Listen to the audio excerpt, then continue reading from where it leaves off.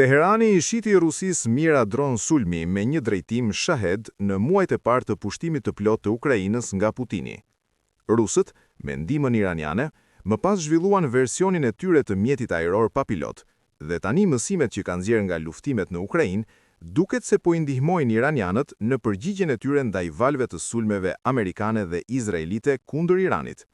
Sekretari I mbrojtjes I Mbretërisë së Bashkuar ka thënë se dora e fshehur e Vladimir Putinit ka të ngjarë ta ndihmojë Iranin t'i përgjigjet luftës së Donald Trump, ndërsa doli në dritë se dronët e lidhur me Iranin goditën një bazë në Irak, ku ndodhen disa trupa britanike.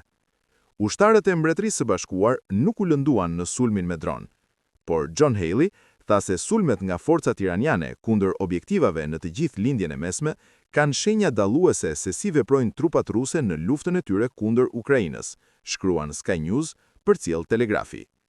Kjo përfshinte një ndryshim në mënyrën se si Irani përdor dronet e tij. Teherani I shiti Rusis mira dron sulmi me një drejtim Shahed në muajt e parë të pushtimit të plot të Ukrainës nga Putini.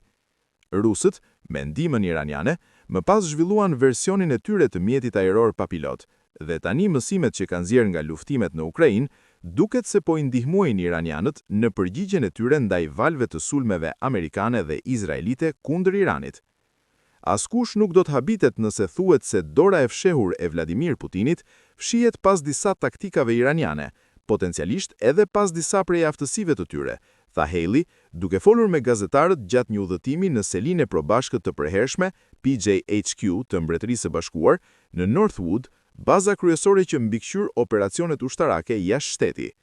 Sekretari I mbrojtjes tha se kjo lidhje e mundshme me Rusin ishte jo vetëm për shkak se I vetmi udhëheqës botror që përfiton nga çmimet e larta të naftës në këtë moment është Putini. Ai po I referohe një rritje të çmimit të naftës, pasi Irani përdori kontrollin e tij mbi ngushtësinë e Hormuzit pranë vijës bregdetare të tij për të bllokuar një nga korridoret më jetësor të transportit detar në botë.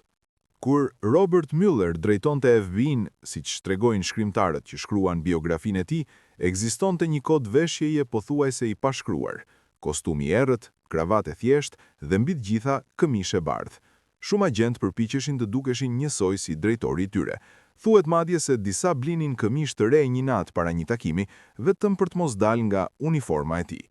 President Donald Trump, sipas një shkrimi të Wall Street Journal, e ka quar këtë zakon edhe mëtej. Në stilin e tij të zakonshëm, kostum blu, këmishë e bardhë dhe kravatë me ngjyra të forta, ai ka shtuar edhe një detaj tjetër. Një palë këpucë të zeza klasike që I pëlqejnë aq shumë sa ka nisur t'u aduojë pothuajse të gjithë njerëzve që takon. Bëhet fjalë për një model këpucësh të markës amerikane Florsheim, që kushtojnë rreth $145 dhe prodhohen nga një kompani e themeluar në Chicago në vitin 1892. Sipas gazetës amerikane, president Donald Trump u adhuron shpesh këto këpucë ministrave, kongresmenve, drejtuesve të kompanive dhe personave të tjerë që takon. Procedura është pothuajse gjithmonë e njëjtë. I ftuari pritet në zyrën ovale, president Donald Trump pyet për numrin e këmbës dhe një nga ndihmësit e tij bën porosin. Në një dhomë pranë zyrës ruhen edhe kuticë me këpucët që janë gati për t'u dhuruar, shpesh të shoqëruara me një shënim ose autograf nga vetë presidenti.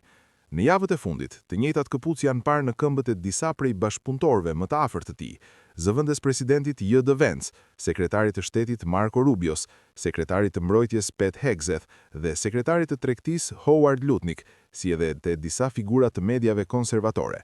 Vet Vance ka treguar se si nisi kjo histori. Gjatë një takimi në zyrën ovale, presidenti Donald Trump vuri re këpucët e tij dhe të Marco Rubios dhe komentoi se nuk I pëlqenin as pak.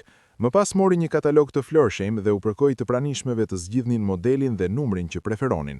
Por sipas rrëfimit të Vance, president Donald Trump bëri edhe një koment tjetër, duke thënë me shaka se nga numri I këpucëve mund të kuptosh shumë për një burr.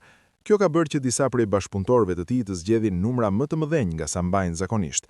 Marco Rubio, për shembull, ka porositur numrin 45.5, edhe pse është rreth 1,78 m I gjatë. Disa ditë më vonë ai u fotografua në korridoret e Kongresit me këpucë që dukeshin dukshëm më të mëdha se këmbaj I tij.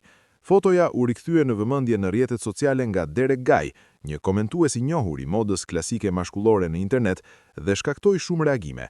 Shumë përdorues pyetën nëse Rubio është I gatshëm të mbajë këpucë të pakëndshme vetëm për të mos zhgënjyer presidentin. Ndërkohë, marrëdhënia mes Donald Trump dhe kompanisë që prodhon këpucët është më pak e afërt nga sa mund të duket. Pronari i Florsheim, Thomas Florsheim Jr., ka deklaruar se nuk ishte në dieni të porosive nga presidenti. Madje kompania ka qenë ndër kritiket ndaj tarifave doganore të vendosura nga administrata Trump. Këpucet e saj prodhohen kryesisht në Qinë dhe tarifat amerikane, që në disa raste kanë arritur deri në 145%, kanë rritur ndjeshëm kostot e saj. Florsheim madje ka paduar qeverinë federale për këto tarifa, duke llogaritur se i kanë shkaktuar një dëm rreth 16 milion dollarësh.